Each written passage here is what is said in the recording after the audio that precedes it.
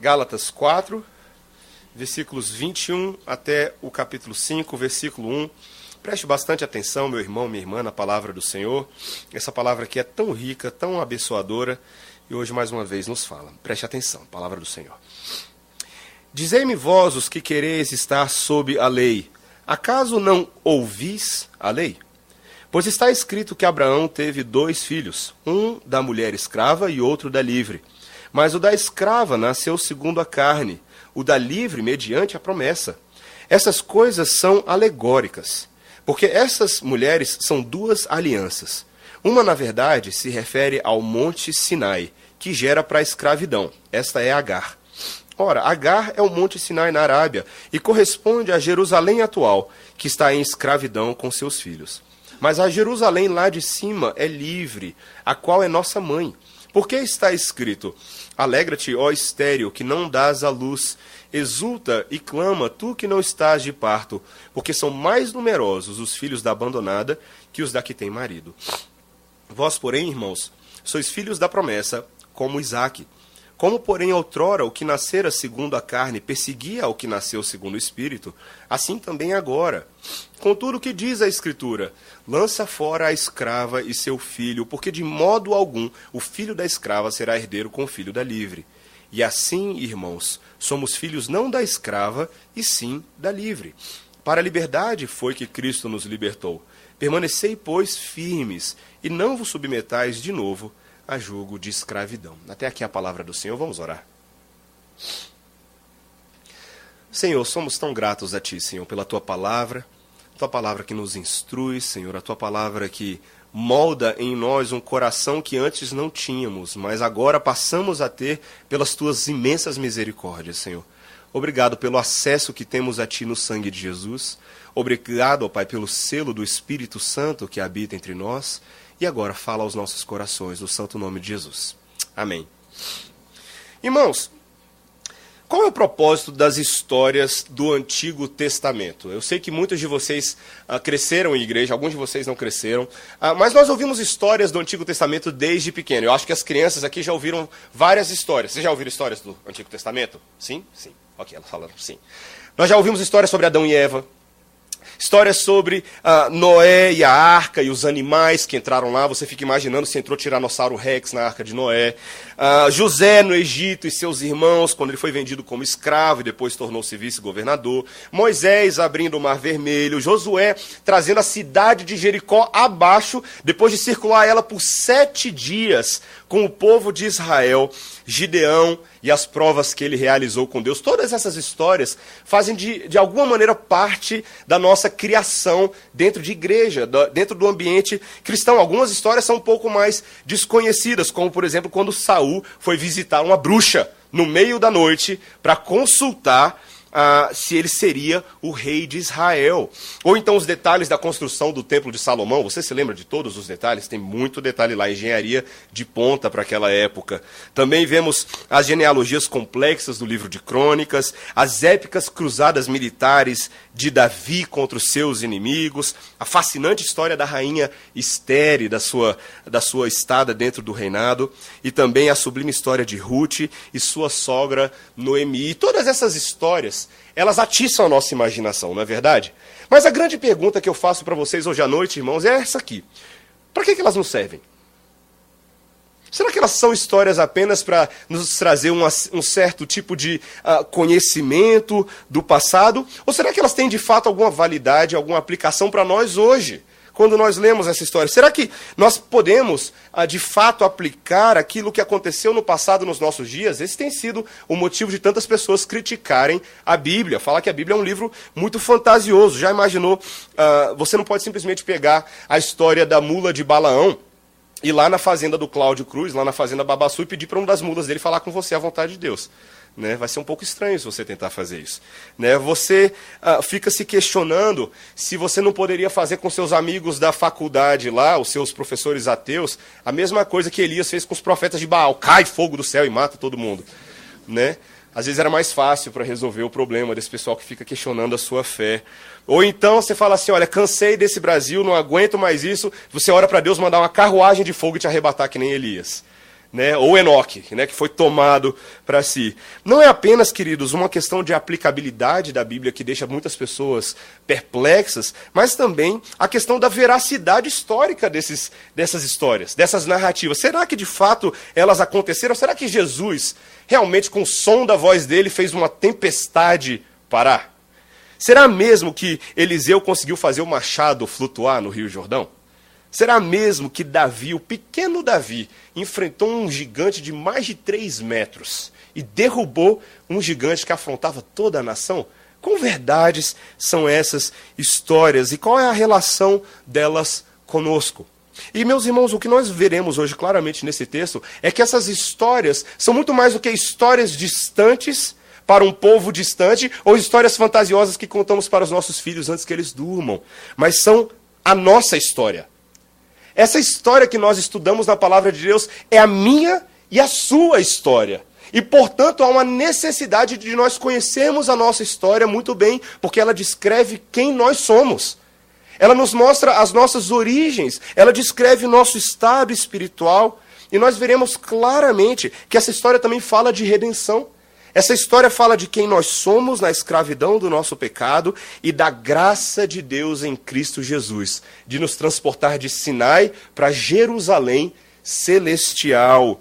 Nós veremos que essa história fala sobre um grande conflito que acontece entre os dois tipos de pessoas que existem nesse mundo. Mas essa história é uma história que nós precisamos aprender, porque ela diz respeito também ao nosso futuro. É muito importante conhecer a nossa história, meus irmãos. Talvez as aulas de história que você tem na escola não te fascinam tanto, mas essa aula de história aqui você não pode matar. Essa aula de história aqui você não pode faltar, porque é a aula de história mais importante que existe. E hoje nós falaremos em 3 pontos. A gente verá primeiro que o Antigo Testamento nos fala da história de 2 alianças que descrevem todas as pessoas que existem. Em segundo lugar, nós veremos que o Antigo Testamento também nos fala da graça para restaurar aqueles que estão sem esperança. E em terceiro lugar, nós veremos que o Antigo Testamento nos fala do conflito e da perseguição promovido pelos legalistas contra o povo da promessa. São 3 grandes realidades que esse texto nos fala hoje. E como chegamos até aqui, meus irmãos? Já estamos na segunda parte do livro de Gálatas, quase no final. Um sentimento de saudade começa a se instalar no coração. Mas Paulo tem gastado um tempo precioso para tentar convencer os Gálatas de quem eles são. Na semana passada, nós vimos que Paulo falou: olha, vocês são filhos adotivos de Deus. E por isso vocês passaram da idolatria para o Deus verdadeiro. Por que vocês estão agora ouvindo essa conversa dos judaizantes que querem escravizar vocês mais uma vez a rudimentos básicos desse mundo, a calendários, a festas? Vocês são livres. E vocês precisam lembrar que esse é um plano antigo de Deus. Paulo vira para os Gálatas e fala: vocês lembram da primeira vez que nós nos encontramos? Naquele encontro em que eles tinham uma enfermidade, a gente não sabe se era uma enfermidade nos olhos, mas que fez com que Paulo gastasse um bom tempo entre os Gálatas. Deus deu uma enfermidade a Paulo para que os Gálatas fossem livres da sua enfermidade. Isso era impressionante.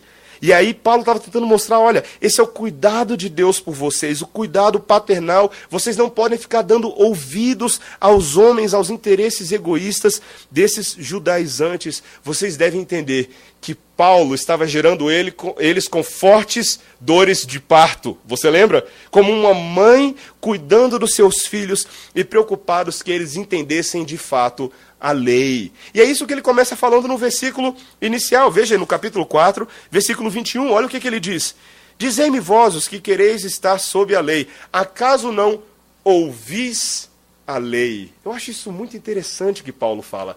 O que Paulo está tentando mostrar é o seguinte: olha, os judaizantes se gabam tanto de sustentarem a lei, eles impõem fardos pesados sobre vocês, mas eu tenho a impressão de que os próprios judaizantes não estão ouvindo a lei. O que a lei tem a comunicar, como se a lei estivesse comunicando algo maior do que aquilo que eles propunham, algo superior, algo melhor, algo mais profundo, algo transformador. E algo que não fosse essa mentira que eles estavam tentando vender. E aqui Paulo começa a mudar o sentido da lei, em vez de não se dirigir à lei mais apenas como os 10 mandamentos, mas agora a lei como o Pentateuco, a lei como a história do povo de Deus, que também era chamada a lei: Gênesis, Êxodo, Levítico, Número, Deuteronômio e por aí vai. E aqui Paulo começa a fazer uma referência a uma história dessas que talvez não seja as histórias que você mais lembra. A história entre Sara de um lado e Agar do outro. Veja o que ele diz no versículo 22. Pois está escrito que Abraão teve 2 filhos, um da mulher escrava e outro da livre. De que história Paulo está falando aqui? Ele está falando de uma história, queridos, que é muito importante para esses judeus. Antes da gente entrar na história propriamente dita, nós temos que lembrar que esses judaizantes, que estavam tentando convencer os gálatas de ideias escravizadoras, eram homens que se gabavam de serem filhos de quem? Filhos de Abraão. Você lembra que desde o início da carta dos Gálatas e também a maneira como Jesus Cristo interagiu com os fariseus, o grande problema é que eles defendiam a forma dele de agir porque eles eram filhos de Abraão. Abraão era o pai deles, mas Paulo traz uma informação aqui muito interessante. O fato de que Abraão não teve só um filho. Abraão teve 2 filhos. 2 grandes descendências. E Paulo agora vai começar a encaixar esses judeus na descendência a qual eles de fato pertencem. Não a descendência que eles alegam pertencer, mas a descendência que eles dizem que eles de fato pertencem. E aqui ele começa a contar essa história que aconteceu lá no meio da caminhada de Abraão com Sara, quando Deus já havia aparecido para Abraão e dado a ele uma promessa. A promessa de que ele seria o pai de muitas nações, que através de Abraão viria um descendente que mudaria todo o curso da história. Só que os anos foram se passando e o descendente não veio. Para somar os problemas, Sara ainda era estéril, uma pessoa que naturalmente, pela sua biologia natural, não poderia gerar filhos. E aquilo começou a cutucar o coração de Sara e o coração de Abraão. Como é que é? Deus faz uma promessa para a gente e ele não vai resolver essa promessa, ele não vai nos dar essa promessa. E quando Abraão tinha 86 anos de idade, um belo dia, Sara chega para ele e fala: Abraão, vamos resolver esse problema. Você precisa de um descendente. Deus deu uma promessa e provavelmente a gente vai ter que fazer alguma coisa. E aí Sara faz uma proposta perniciosa, meus irmãos. Sara vira para o seu marido e fala: eu tenho uma serva. Eu tenho uma serva chamada Agar. Sabe o que você faz, Abraão? Você pega, você se deita com a minha serva e assim você vai ter um descendente. Olha que ideia, pronto. Resolveu o problema. Simples assim. O que você acha se eu virasse para minha esposa hoje, nós ainda não temos filho, e falasse: meu amor, olha só, a gente ainda não tem filho. Você vai lá e se deita com outro homem para você ter um filho. Perigoso isso, não é verdade? Ou é algo fácil para você aceitar? Certamente não era algo bom. Mesmo que fosse uma prática naqueles dias, na sociedade daqueles dias, a poligamia e o concubinato, ou seja, servas que tinham essa função sexual, não era algo aceitável aos olhos de Deus e jamais foi. Para você que acha que poligamia era algo que Deus defendia desde o princípio, não era. Muito pelo contrário, Deus teve que, muitas vezes, reduzir o dano de homens e famílias que entraram em relacionamentos poligâmicos. Mas a obra do Senhor sempre foi a obra de você larga a sua casa e se junta à sua mulher, e assim você se torna uma só carne com ela, marido e mulher. Mas Sara aqui está vindo com essa proposta cultural, esse método cultural para resolver o problema, e é justamente isso que acontece. Abraão gera um filho com Agar. E o filho se chama Ismael. Só que o que acontece um pouquinho antes disso? Obviamente, métodos que não são dados por Deus também geram conflitos terríveis.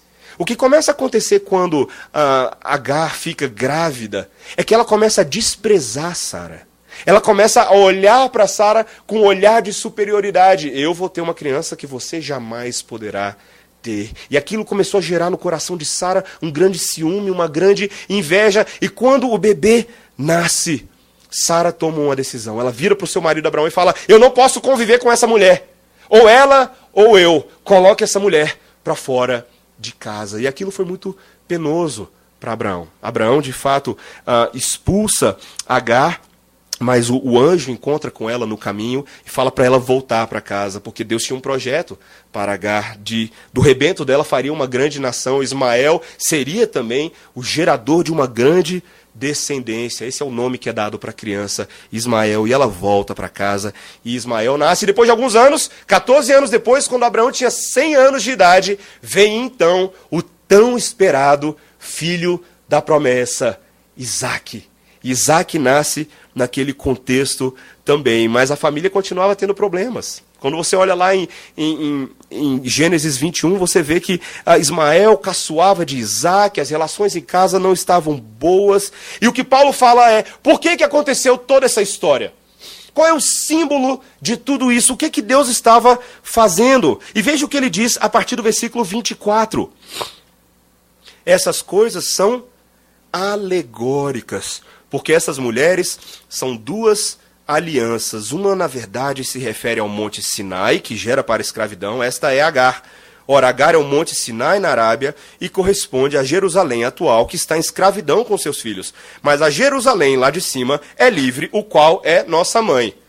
O sinal que eu gosto de fazer para quando eu estou pregando para os jovens é o seguinte, ó. Puf! Como assim, Paulo? Que história é essa? Da onde você tirou isso? Sabe, a impressão de que a gente tem quando a gente chega nesse texto é que Paulo faz exatamente a mesma coisa que eu e você já fizemos várias vezes quando a gente está lendo a Bíblia. A gente fica tentando descobrir o significado da Bíblia, o que essa história quer dizer. Aí a gente inventa alguma coisa, sabe? Eu acho que Deus estava falando isso. Aí você inventa uma história mirabolante. Eu gostaria de dizer que muitos de vocês, infelizmente, ainda têm a prática de descobrir a vontade de Deus dessa forma, sabia? Você abre a Bíblia na sua devocional do dia, vamos ver a mensagem de Deus para hoje. Aí você começa a interpretar os sinais. Mas o que Paulo quer dizer com isso? O que é uma alegorização? A alegoria, queridos, é um método literário que dizia respeito você extrair lições de histórias fictícias. Os gregos faziam muito isso, eles eram especialistas em tentar extrair lições de moral das grandes fábulas que eram inventadas na sua mitologia, fábulas que muitas vezes não eram verdadeiras. Mas será que é isso que Paulo está fazendo? Será que Paulo está fazendo uma alegoria no sentido estrito da palavra? Será que ele crê que Agar e Sara eram personagens inventadas, apenas uma fábula para nos convencer? Não era assim que Paulo via, queridos. Talvez a palavra alegoria aqui, essa tradução que nós temos, ela foge um pouco do que Paulo está fazendo. Paulo não vê uma fábula aqui, uma invenção, como se Adão não tivesse sido um homem de verdade, como se todas essas coisas do passado fossem apenas historinhas para boi dormir. Não. Desde o princípio, Paulo se refere a Abraão como um homem de verdade. Assim como ele faz em Romanos 5, quando ele fala que Jesus é o segundo Adão, porque o primeiro Adão foi aquele por meio de quem o pecado entrou no mundo. Paulo vinha na linhagem dos apóstolos, na linhagem de Jesus. Eles tratavam o Antigo Testamento como história, como fatos, como relações e narrativas que poderiam ser cientificamente comprovadas. Você e eu precisamos entender isso hoje à noite, meus irmãos. A desconfiança grande que existe de muitas pessoas com relação ao Antigo Testamento é porque acham que é uma invenção de homens. Que algumas pessoas um dia inventaram uma história para tentar te convencer a você dar dinheiro para a igreja. Ou coisas do tipo, ou qualquer outro tipo de suposta manipulação para coagir a sua mente. Mas nós precisamos entender que o Antigo Testamento é história real para um povo real de um Deus real. Se você crê em Deus hoje, se você afirma crer no Espírito, no Deus que veio a esse mundo, em Cristo Jesus encarnado, você precisa crer no Antigo Testamento. Sabe por quê? Porque no Antigo Testamento é que nós falamos a respeito dele. Tudo no Antigo Testamento apontava para uma promessa histórica, a promessa do Messias que haveria de vir. Nós precisamos entender, meus irmãos, que o Antigo Testamento tem uma validade muito grande para a gente. Ele nos fala de como Deus pensa, de como Deus age na história, de como Deus nos comunica a sua vontade e de como Deus revela o nosso pecado. Essa é a grande propriedade da lei de Deus. E veja o que Paulo começa a falar na segunda parte do versículo 24. Ele diz, essas duas mulheres representam duas alianças. O que Paulo está fazendo? Ele está pegando uma história real e vendo nessa história real um simbolismo real de algo que aconteceu no Antigo Testamento. As duas alianças que são geradas. Essa primeira aliança que ele se refere à palavra Sinai. O que foi que aconteceu no Monte Sinai? Quem foi que subiu lá em cima no Monte Sinai para receber a lei de Deus? Moisés. O Monte Sinai era um grande marco na história do povo de Deus, onde Deus promulgou a sua lei e concedeu a lei ao povo. Esse era um marco porque essa lei era a lei que caracterizava os judeus. Eles falavam a nossa lei de Moisés, o nosso grande profeta. E veja, o que Paulo está falando é que esse povo da lei, o povo de Sinai, corresponde atualmente ao Monte Sinai da Arábia. Ou seja, há uma tradição aqui, uma tradição extra-bíblica que diz que Ismael seria responsável por gerar o grande povo da Arábia que existe. Eu não vou entrar tanto nesse mérito, porque a relação que Paulo faz não é tanto essa relação, mas o que ele diz sobre a Jerusalém atual. Esse povo do Sinai corresponde ao povo da Jerusalém atual, na qual eles estão escravizados. Do que Paulo está falando? Paulo está falando do que acontecia com todos os judeus que não criam em Jesus. Todos os judeus que não viam o propósito da lei que apontava para Jesus estavam escravos do sistema da lei, debaixo daquela maldição. É isso que Paulo vem falando desde o primeiro versículo de Gálatas, meus irmãos. Nós precisamos entender que essa forma de pensar dos judeus dos dias de Paulo ainda prevalecia. Muitos deles não criam em Jesus, mesmo que ele já tivesse vindo. Isso aos olhos de Paulo era grave. Era escravidão. Era uma escravidão tão semelhante quanto a escravidão de Agar, que era uma escrava. Uma escrava que gerou um bebê segundo um método carnal. Paulo faz um grande contraste. Esse povo é o povo da escravidão, mas vocês que foram gerados em Jesus Cristo, vocês não são da Jerusalém terrena. Mas olha o que ele fala no versículo 26. Mas a Jerusalém lá de cima é livre. Que imagem interessante. É a primeira vez nos escritos de Paulo que ele traz essa ideia escatológica da Jerusalém celestial. Uma Jerusalém que não corresponde necessariamente a essa Jerusalém terrena. Por quê? Porque essa Jerusalém celestial é gerada pela promessa, não pela carne. Essa é a divisão. Veja, o método de Abraão e Sara de gerar Ismael gerou o quê?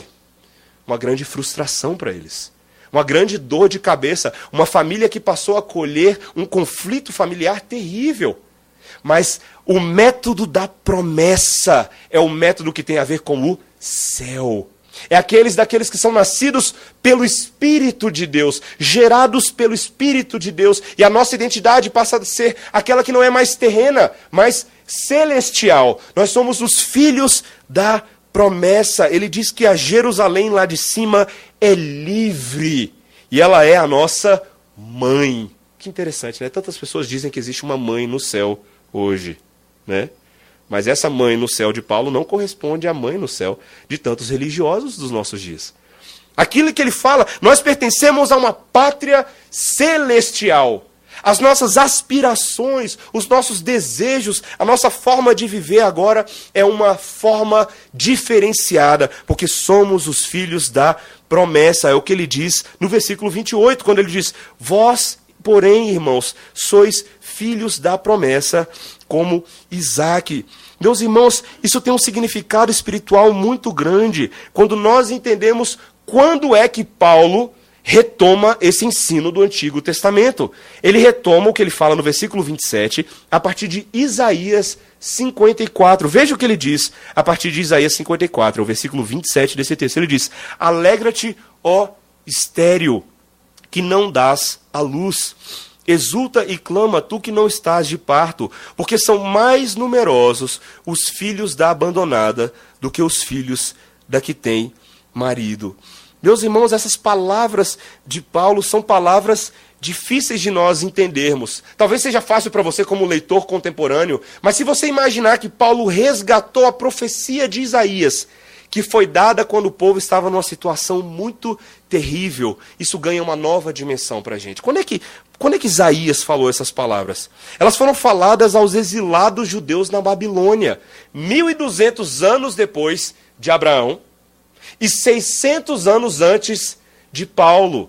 Uma época de densas trevas na história de Israel. Eles haviam sido conquistados pelas nações vizinhas e levados como escravos mais uma vez à sua história.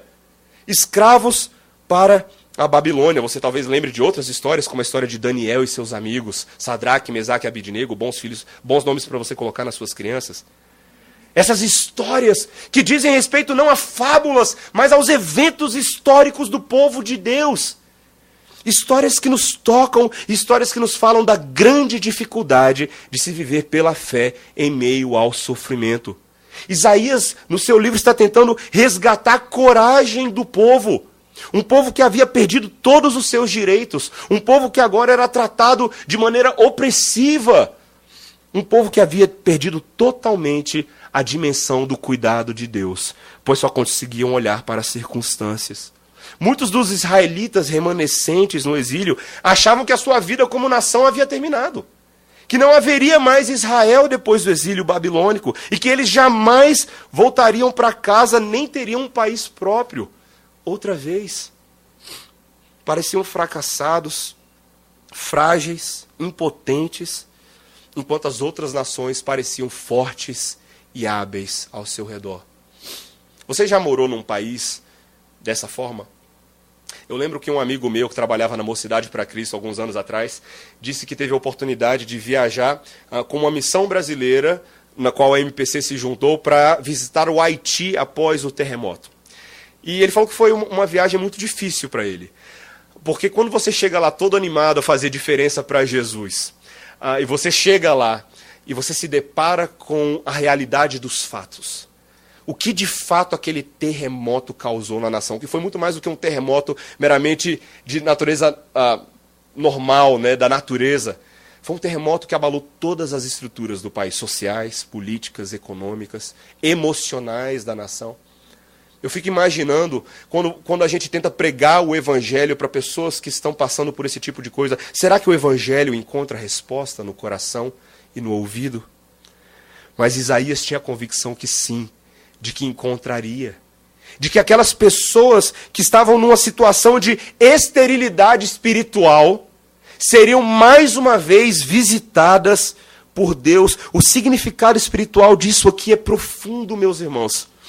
O que Deus está falando por intermédio de Isaías é o seguinte: vocês que estão impotentes verão que é na vida dos fracos que a graça de Deus se estabelece.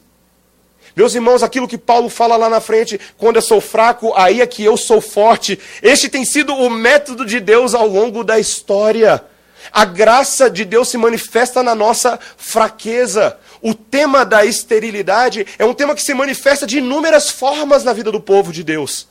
Talvez não sejamos mulheres e homens estéreis no sentido propriamente dito, biológico, mas somos muitas vezes estéreis espirituais, incapazes de, por nossa própria força, gerar filhos e gerar vida como Deus espera. Mas o que é impressionante, meus irmãos, é a forma como ao longo da Bíblia Deus reverte a situação do estéril. Como Deus reverte a situação daqueles que não têm. Ele fez isso na vida de Sara, ele fez isso na vida de Ana, quando lhe deu Samuel. Ele lhe fez isso, não com uma mulher estéril, mas com uma virgem aos 16 anos de idade, quando ela recebe uma visita de um anjo que lhe diz: o menino que nascerá de você será o Salvador, o seu nome será Jesus.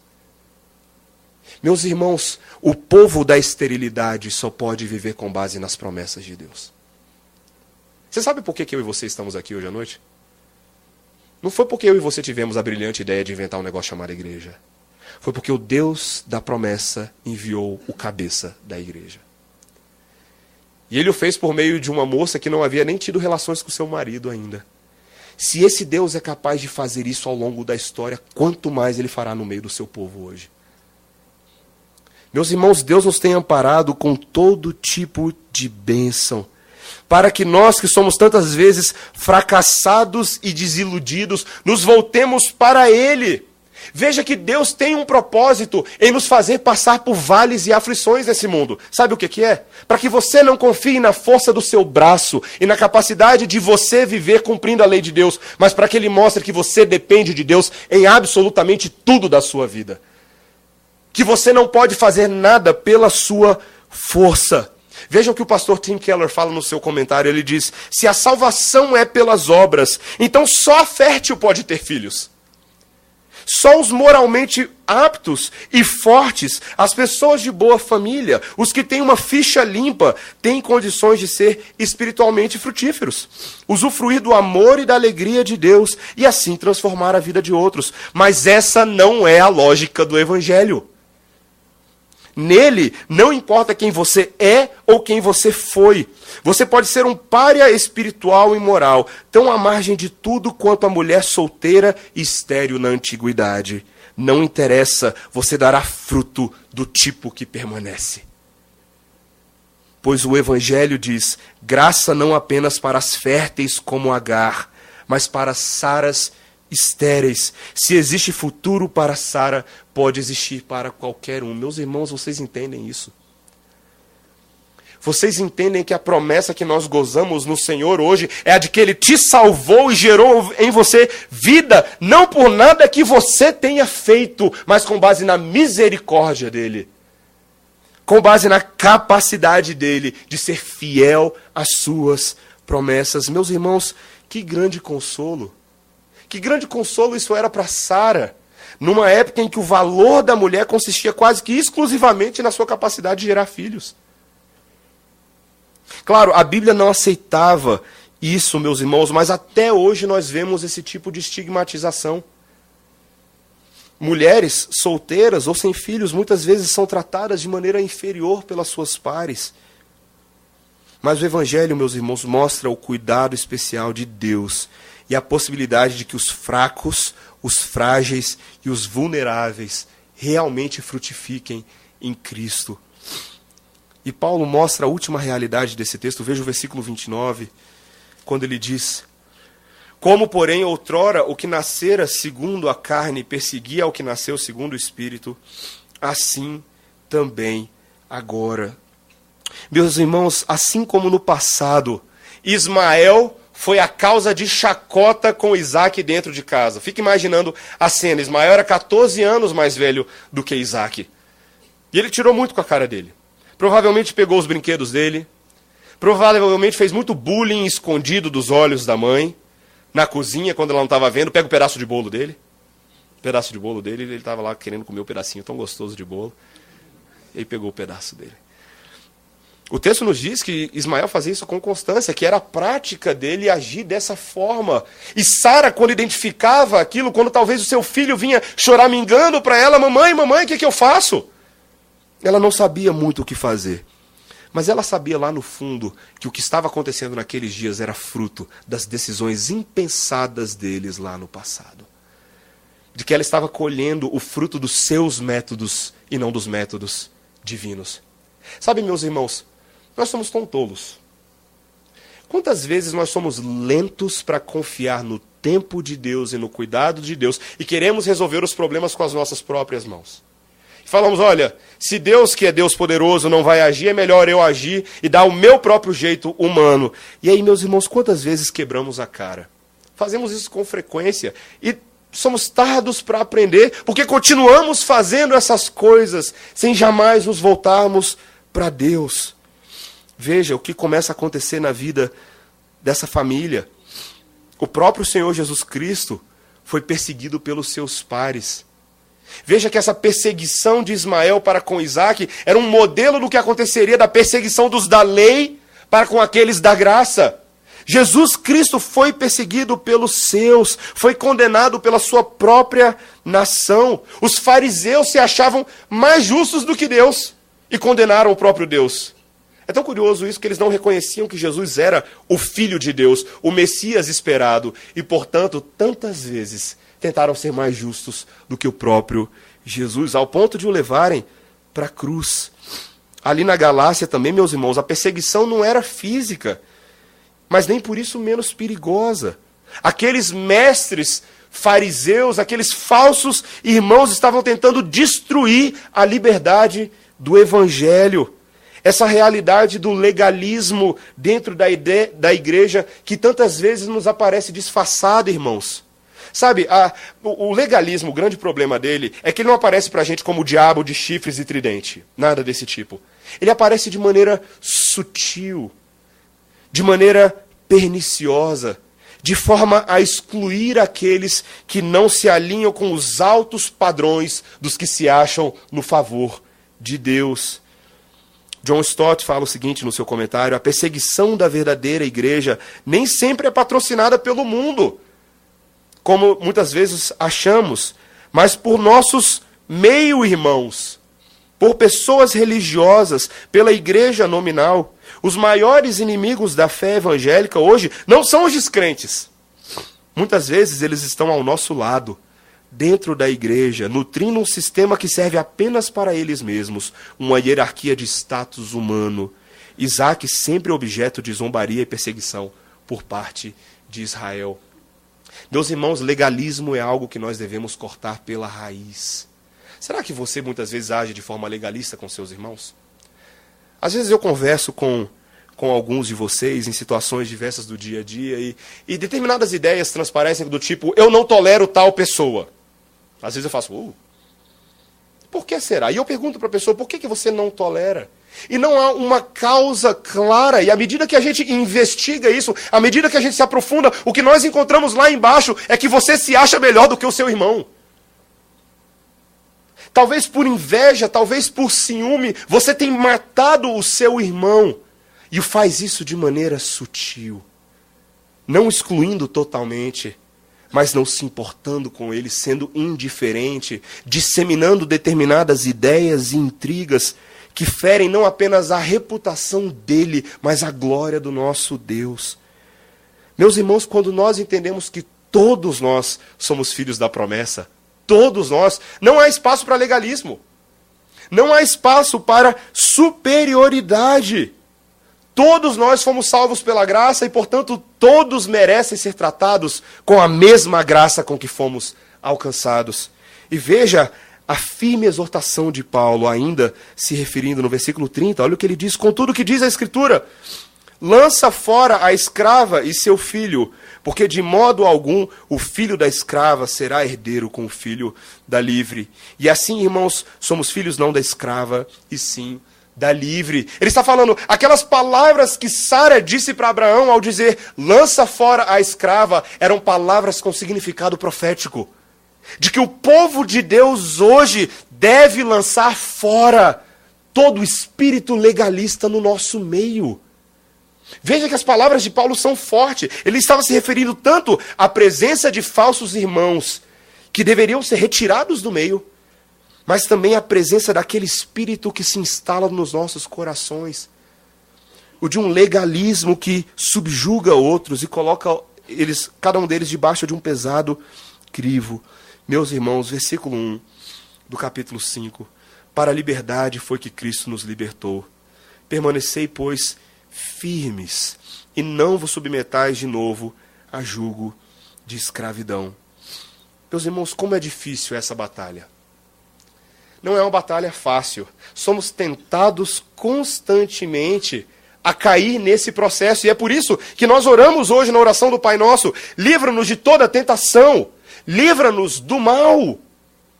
Essa deve ser a oração do povo de Deus. E a forma de fazer isso, meu irmão, não é apenas tirando a tentação como ídolo do seu coração, a tentação de ser legalista, mas substituindo ela por uma identidade cheia de esperança.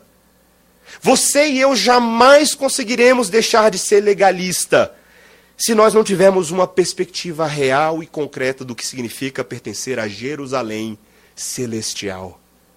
A pertencermos a uma nação que desce lá de cima. Eu fico imaginando o apóstolo João, que era judeu, que caminhou com o Senhor Jesus Cristo em contexto judeu, quando ele se depara com uma revelação magnífica na ilha de Patmos, uma vez exilado, mais ou menos no ano 96. O Senhor vem até ele e dá uma revelação. João, existe uma outra Jerusalém, que é superior e melhor a essa Jerusalém. Você consegue imaginar isso na cabeça de João? Se eu virasse para você e falasse assim, existe uma outra Brasília. Uma Brasília que é melhor do que essa em que eu e você estamos morando agora. Eu sei que essa aqui é muito boa, tem cidade, tem estradas bonitinhas, de vez em quando tem engarrafamento, mas funciona. O que Deus revelou a João é algo que eu e você devemos aspirar, e quando somos levados lá para Apocalipse 21, lemos essa descrição. Vi novo céu e nova terra, pois o primeiro céu e a primeira terra passaram e o mar já não existe. E veja só, vi também a cidade santa, a nova Jerusalém que descia do céu, da parte de Deus, ataviada como noiva, adornada para o seu esposo. Então ouvi grande voz vinda do trono, dizendo: eis o tabernáculo de Deus com os homens, Deus habitará com eles, eles serão povos de Deus, e Deus mesmo estará com eles. Ele lhes enxugará dos olhos toda lágrima, e a morte já não existirá, já não haverá luto, nem pranto, nem dor, porque as primeiras coisas passaram. E aquele que está sentado no trono disse: eis que faço novas todas as coisas, e acrescentou: escreve, porque essas palavras são fiéis e verdadeiras. Disse-me ainda: tudo está feito, eu sou o alfa e o ômega, o princípio e o fim. Eu, a quem tem sede, darei da graça da fonte da água da vida. O vencedor herdará essas coisas, e eu lhe serei Deus, e ele me será meu filho. Meus irmãos, que declaração maravilhosa, não de algo apenas futuro, mas de algo presente, porque o tabernáculo de Deus habita conosco hoje. O Espírito Santo de Deus, o selo da adoção, que consagra em nós a obra de Cristo Jesus. Eu e você somos a Jerusalém Celestial, meu irmão. Eu e você que pertencemos à realidade futura, já estamos em Cristo hoje. E é para isso que servem as historinhas do Antigo Testamento. Porque elas nos falam do nosso passado, elas nos falam do nosso presente, e elas nos falam do nosso futuro. Jesus Cristo é o alfa e o ômega, o início e o fim. Essa é a verdade, meus irmãos. Essa é a verdade. Enquanto essas coisas não penetrarem os nossos corações lá no fundo, nós viveremos presos em picuinhas do tempo presente. Perdendo a dimensão de que os nossos irmãos ao nosso lado são irmãos eternos, celestiais, que conosco serão vencedores, como o texto nos diz. Aqueles que são herdeiros de todas as coisas, e Deus será o nosso Deus. Amém? Vamos orar. Obrigado, Senhor, pela Tua palavra. Palavra que nos aponta para Jerusalém celestial, Senhor. Que nos mostra que assim como Sara, que era estéril, foi agraciada com a promessa de um bebê, nós também somos estéreis na nossa natureza humana, mas fomos agraciados com a presença do bebê Jesus Cristo de Nazaré, que veio para nós e em nós gerou um novo coração, nos transportou para o reino celestial e nos fez pertencentes a uma Jerusalém que vem lá de cima, Senhor. Obrigado, Pai. Dá a cada um dos meus irmãos e irmãs nessa noite essa perspectiva profunda do Teu reino e da Tua obra, para que não vivamos para nós, Senhor, para que não percamos o nosso foco com legalismo barato que não leva a lugar nenhum, mas que falemos do Teu reino, falemos do Teu poder, e que venha a nós todas essas coisas. Que o Senhor faça isso no nosso meio, no santo nome de Jesus. Amém.